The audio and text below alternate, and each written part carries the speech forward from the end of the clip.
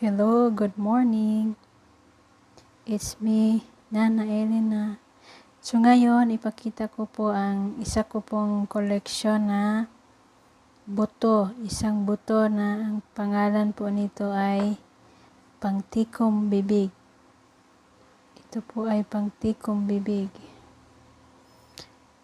Sa akin, para na rin itong isang pampaswerte o kaya pangontra.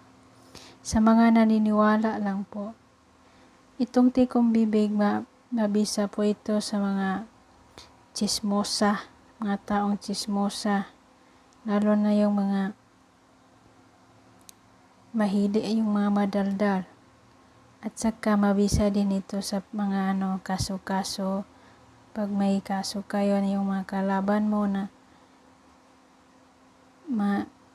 masakit magsalita, kaya ididiin ka, ito ang sa kanila na magtikong bibig sila. At sa akin naman personally, nagbigay din ito sa akin ng swerte kasi naging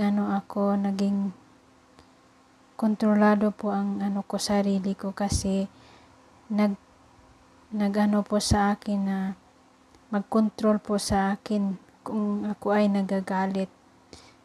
Tsaka tinulungan po akong mag-control sa sarili ko na kahit anong galit ko na, just keep myself silent.